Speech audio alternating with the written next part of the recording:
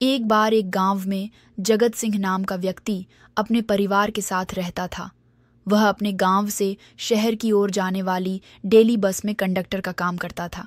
वह रोज सुबह जाता था और शाम को अंतिम स्टेशन पर उतरकर घर वापस चला आता था। एक दिन की बात है कि जब शाम को बस का अंतिम स्टेशन आ गया तो उसने देखा कि बस के सभी यात्री उतर चुके हैं, परंतु अंतिम सीट पर एक बुजुर्ग महिला एक पोटली लिए हुए अभी तक बैठी हुई है। जगत सिंह ने उस महिला के पास जाकर कहा, माताजी, यह अंतिम स्टेशन आ गया है, गाड़ी आगे नहीं जाएगी, इसलिए आप उतर जाइए।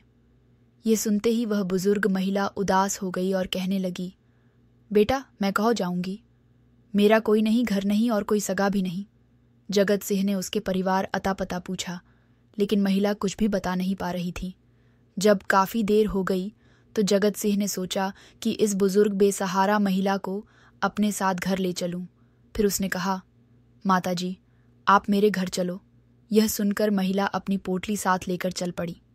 घर जाकर जगत सिंह ने पत्नी को सारा किस्सा सुनाया। पहले तो उसकी पत्नी सुलोचना उस बुजुर्ग महिला को घर पर रखने को तैयार न थी, लेकिन जगत सिंह के समझाने के बाद वह मान गई। अब घर पर एक कमरा जो खाली था, उसी में वह बुजुर्ग महिला रहने लगी।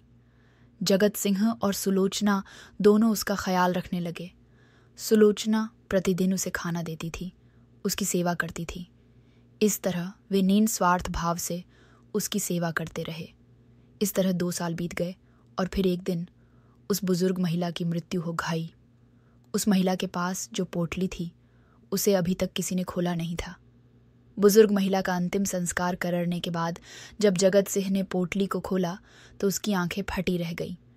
वह पोटली नोटों से भरी थी। जब नोट गिने तो 10 लाख रुपए निकले।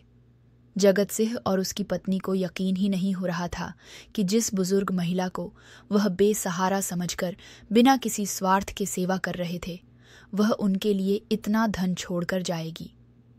मनुष्य द्वारा समाज व देश में समय समय पर अनेक प्रकार की सेवाएं की जाती हैं, लेकिन उनमें यदि प्रत्यक्ष या अप्रत्यक्ष रूप कहीं स्वार्थ छुपा हुआ है तो वह सेवा नहीं कहलाती।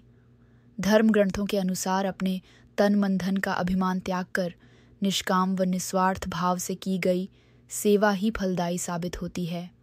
निस्वार्थ भाव की सेवा ही प्रभु भक्ति का उत्कृष्ट नमूना है।